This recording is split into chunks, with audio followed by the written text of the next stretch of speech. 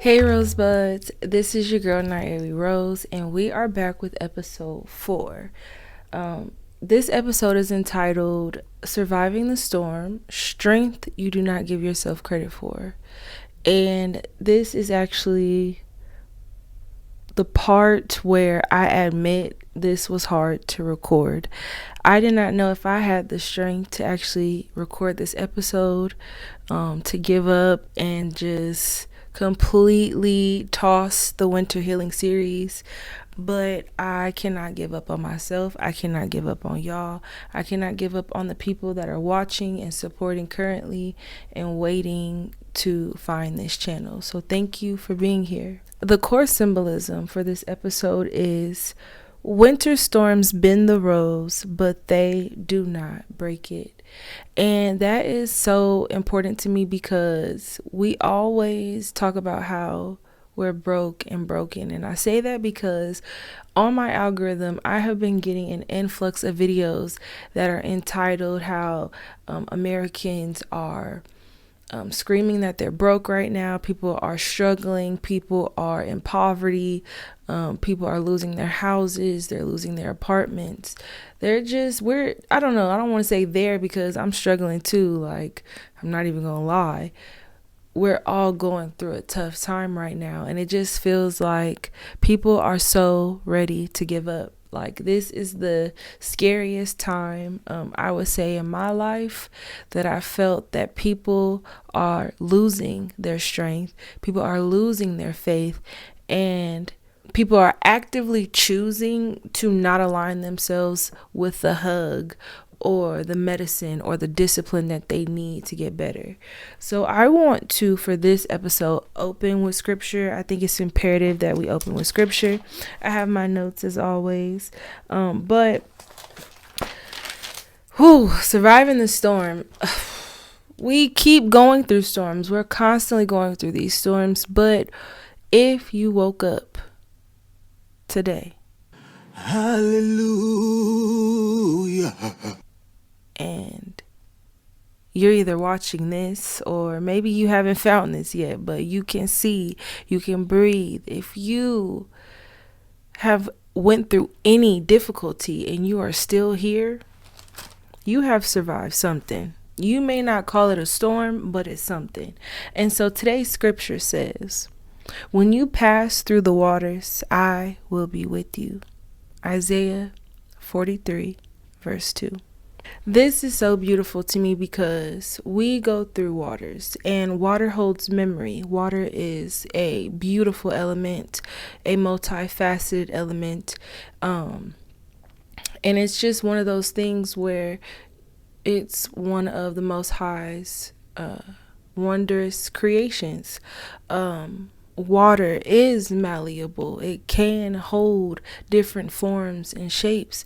And so when we talk about obstacles and we talk about difficulty, our challenges come in different shapes and sizes and forms. And so when it says, when you pass through the waters, I will be with you, we have to be so mindful that we are never on this journey alone. We are not by ourselves. Even when we feel like we are by ourselves, that is the beauty in, giving a stranger a compliment or reaching out and going the extra mile, knowing that you're tired, but just this one time only, you'll make that exception. And I know people are getting tired of making exceptions and people are getting tired of extending their hand, and we've been burned and scorned. But what is the world going to become if we all give up on each other? And I just see people being cruel to people.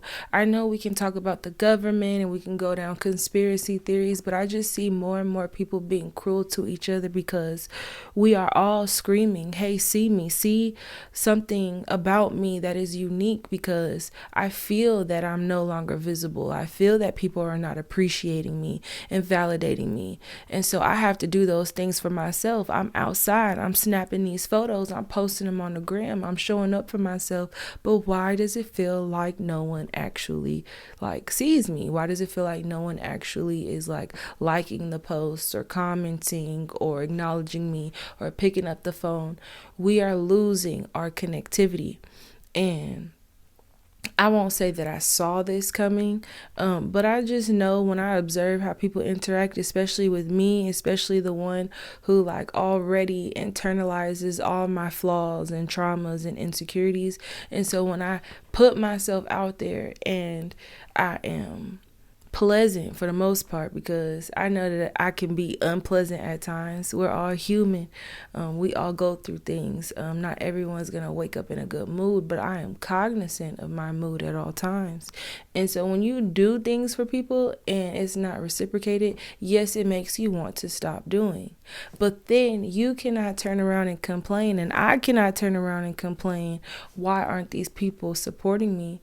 Why aren't these people collaborating with me if I'm not supporting and collaborating with myself and holding the fact that I need to continue with my faith.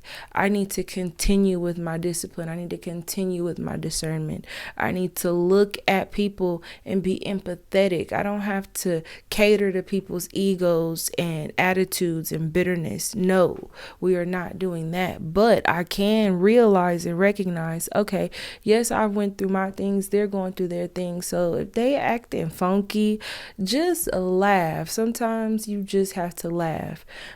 I do not like sarcasm. I'm not a sarcastic person. I cannot register sarcasm because I don't know if you're telling a joke sometimes or if you're really serious, because it has like a kind of like comedic but serious undertone when you're sarcastic with someone. Sometimes you do gotta just you have to find the joke in what someone's saying, especially when it's coming from a place of ignorance and you feel like, yeah, you don't know me. You don't know the storms that I survived. I think my anger, and the reason why I've held on to anger for so long, is because I never really gave myself credit for the strength. I never really gave myself credit for the strength that I've carried throughout so many storms, throughout so many different versions of myself. I've changed in so many ways, so many times. I've lived so many lives to where it's kind of like, have I given myself credit for the storms and the things that I've carried? And the answer is no, not in the past. I'm doing a better job of giving myself credit, but like I kind of dropped a bombshell just about how, like, I've survived being shot at. And I haven't really even talked about that. Like, it says, strength you don't give yourself credit for. Give yourself credit for every time that you should have died and you are still here. Clock it! How many times did you think I was not going to make it, or I should not have made this experience or situation? I was 8 months pregnant. And I was supposed to be going to class. I was supposed to be getting my education. But that particular day, I told myself, I don't want to go. I'm tired. I'm pregnant. I want to rest. I want to chill. I want to eat. I was hungry. I was so hungry and I just wanted to eat and just relax. And I told my fiance, I was like, come on, pick me up, please. And we had so much going on. When I think back to that like experience of what I was going through, having a partner and just being pregnant and just doing everything that I was doing, being in school and navigating like 2 oppositional families, like that was insane. So to know that I called for a break and my partner met me, picked me up and got us gas. We had a storage unit at the time, so we needed to check on our storage because we were in transition. We didn't have our own place. We were asking on family members to kind of help us, as we were beginning to start our family. And I don't know, it was just the eeriness of having not gone to school, having stopped for gas, having stopped at the grocery store, having stopped at our storage unit. We hopped on the freeway and we're approaching my mom's. And my fiance is getting ready to park. He's my husband now, but I'm just saying at the time, I'm just recalling what happened. He's parking And he says, like, hey, he was like, I seen that car. Like, that car looked familiar. I just seen it on the freeway. And so I'm not thinking anything of it because I'm ready to go lay down. Like, if you've ever been 8 months pregnant, if you're 8 months pregnant, like, you're just ready for the baby to come out. Like, it's time to go. It's time to wrap it up.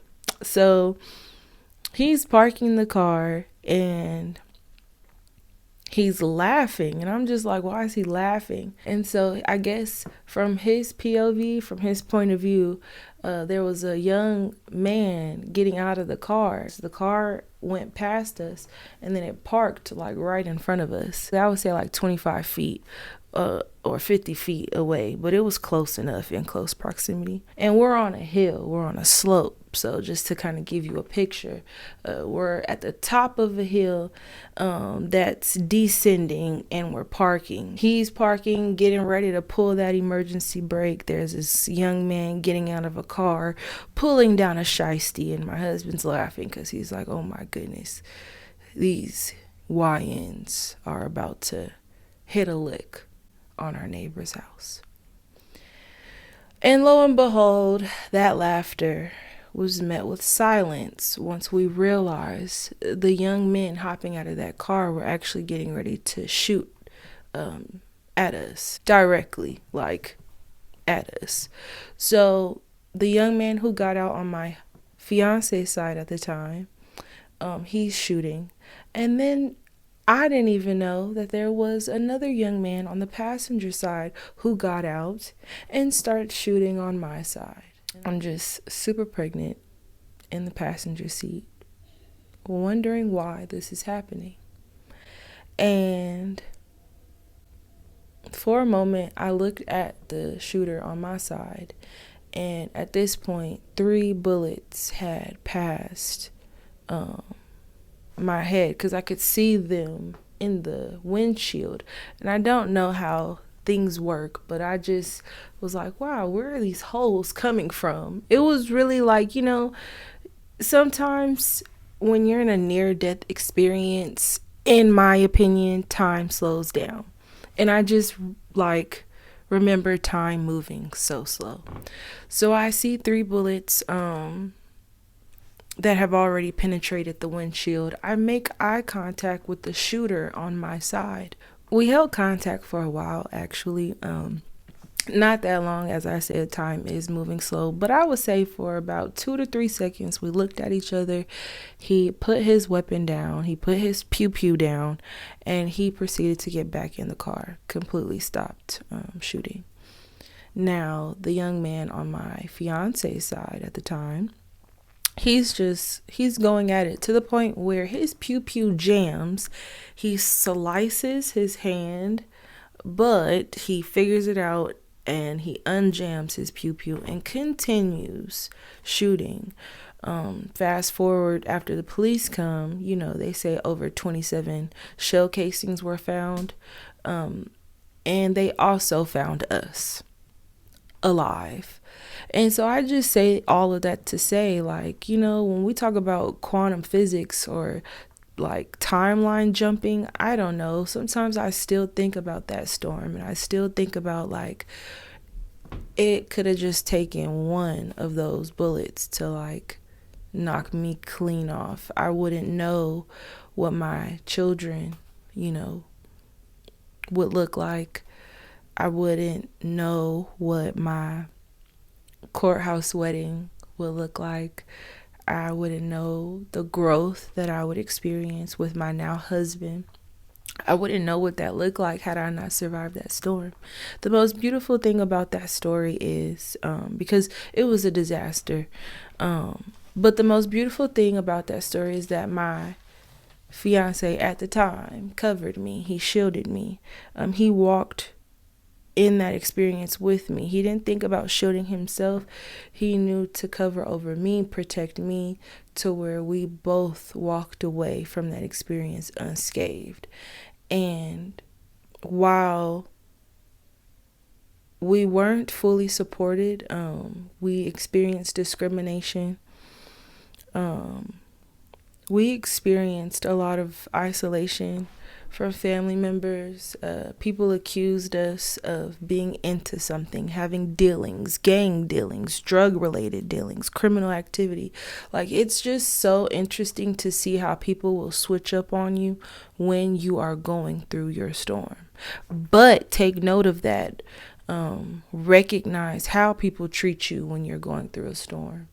And it's not to really shame them, because sometimes people aren't even cognizant of like how they hurt other people, hence why hurt people. But you have to realize how a person treats you in a time of need speaks volumes. So if there's anyone ever wondering like, oh, why did such and such cut me off, like, think about how you may have treated them when they were in a time of need.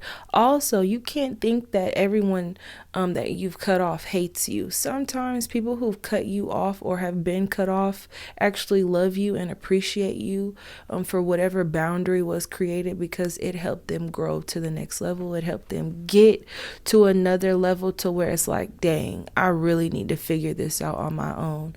Like, yes, I wish you would have had my back. Yes, I wish you would have like made miracles happen, but it just reminds you that you have to walk through the waters. You have to walk through the waters with faith. And when it says, I will walk with you, even when you're alone, you're not alone. Even when you feel alone, you're not alone. So to all the people who are kind of like struggling right now, I just want to timestamp this with a current event. I know that there was another mass that happened at Brown University, and my thoughts and prayers go out with those individuals. You have to be so mindful that you're not the only person going through stuff. And when you're ready to crash out, just know that you're not only putting yourself at risk, but you're hurting other people, strangers, people that love you and care about you.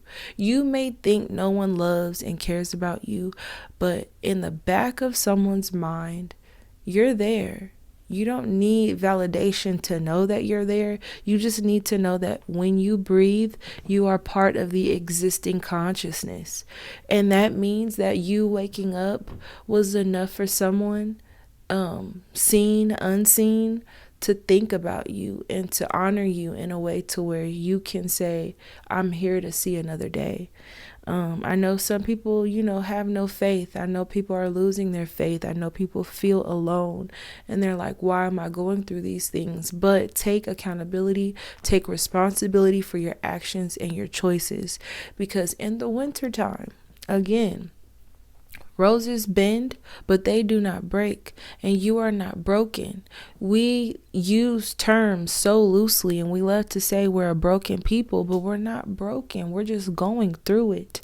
Your faith is a testament of your strength.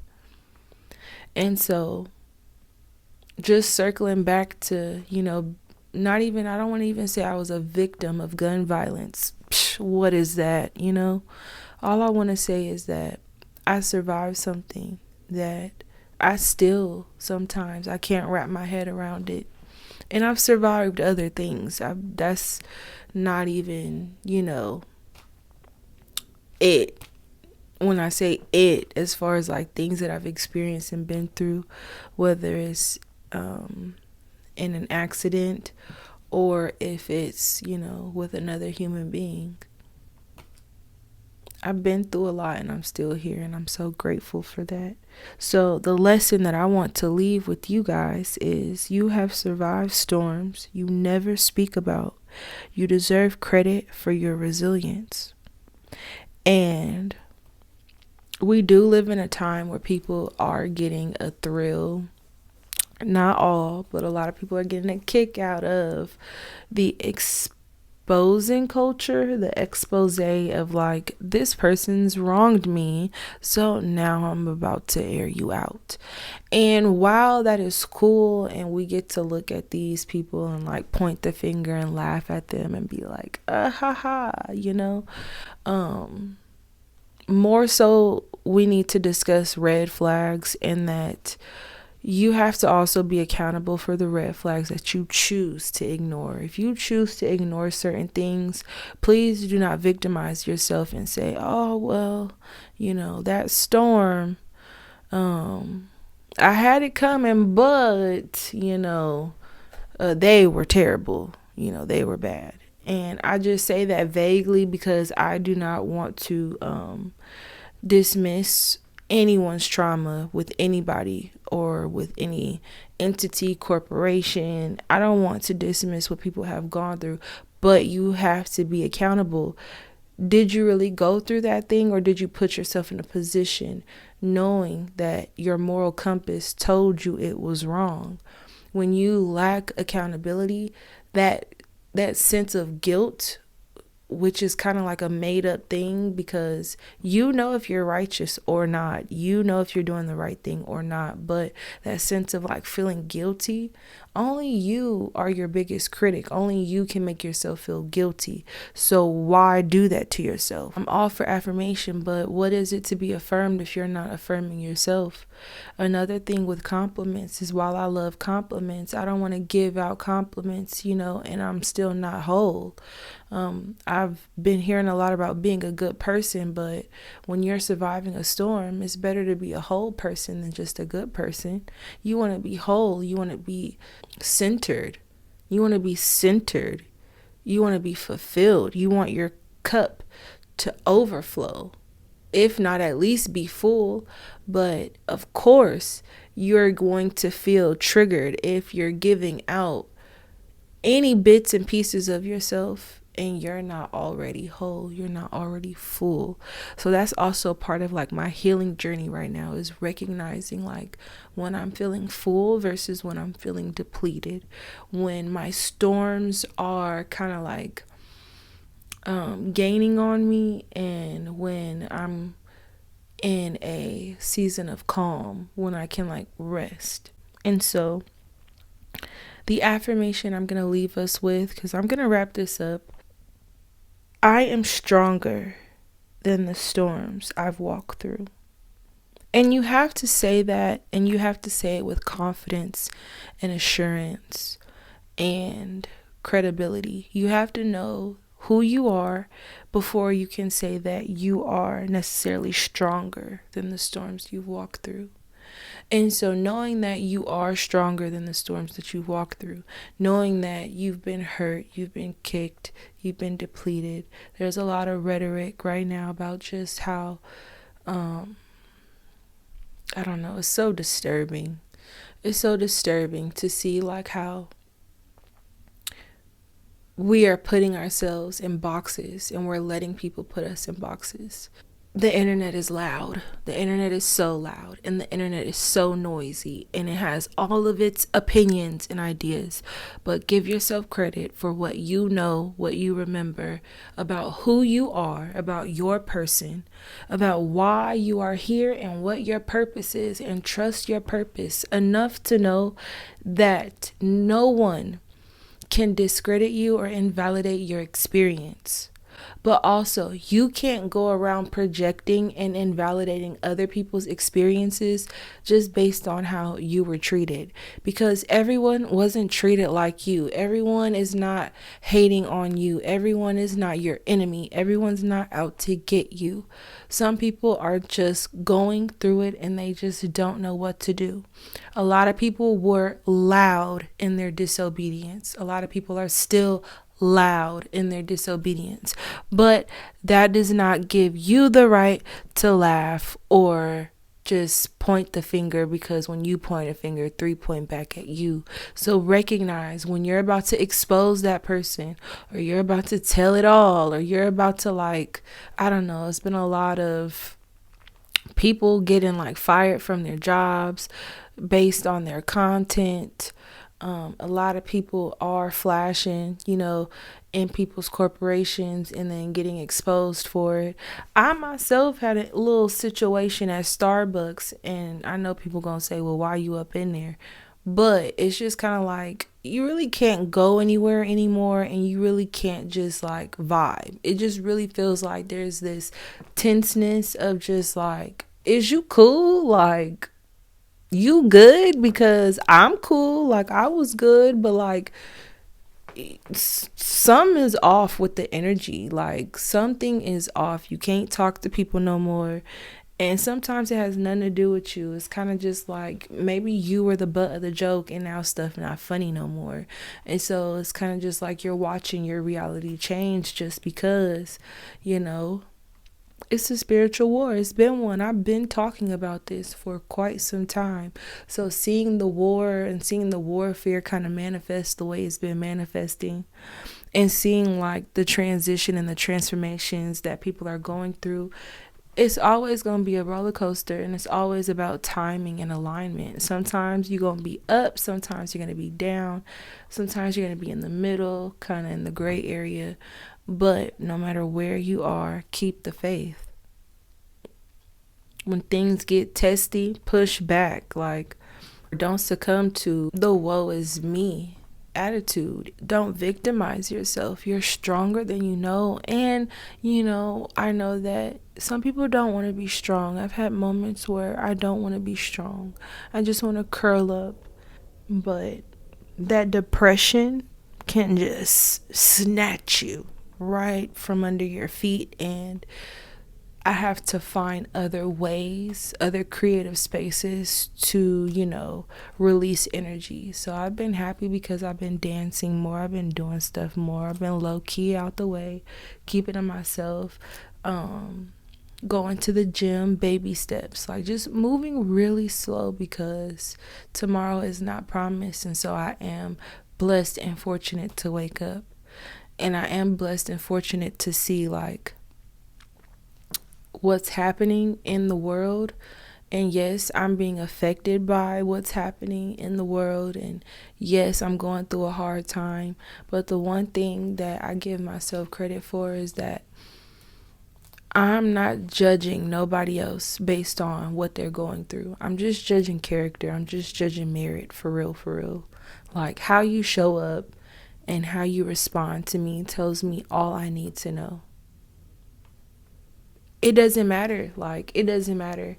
Now, your past, if it comes up, that wasn't me, that was AI. Just kidding. Don't do that. But I'm just saying, like, what you've done, what you feel sorry for, what you have cried night after night about. And it's time to finally let those storms go. I really just want to keep doing it scared. I'm going to keep saying that. I want to do it scared. I want to do it because I don't want my gift to be taken away. And even if no one sees my gift, even if I pull farther and farther away back from just the digital world, I still will exalt the Most High. I will still stand strong in my faith, because you will blink and I just winked, but you'll blink and your whole reality will change. But you can be the mastermind behind the change that you want to see. So I just want to say that I'm really kind of enjoying going with the flow with this mini series. I'm uncomfortable doing it, but I'm also comfortable knowing that I'm doing it for a good reason and a good cause. So stay strong out there. Stay strong. Stay strong. When you surviving the storms, you just have to stay strong, stay dangerous, stay safe. Like, just stay grounded. Stay grounded. We're talking about the winter healing series. And again, roses bend. But when you're bending, when things get bendy and they get mixy and they get like messy, do not break, do not fold, stand 10 toes down on everything that you're doing, and keep doing it.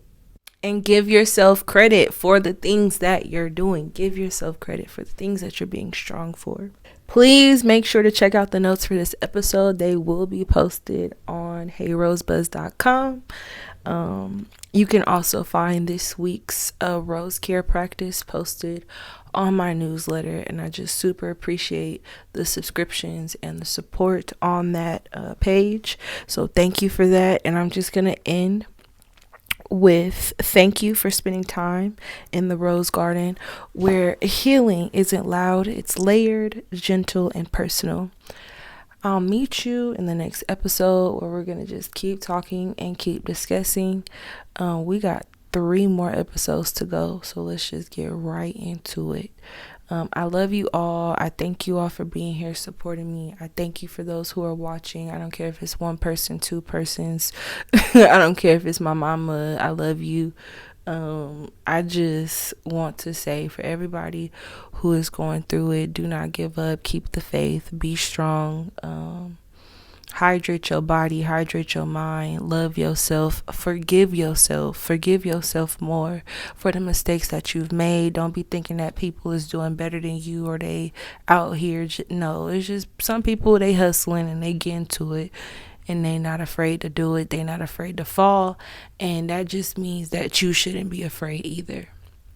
So I say all that to say, I'll see you in the next episode, and always remember. Oh, I was about to forget. Always remember, when life gives you thorns, search for roses. Peace.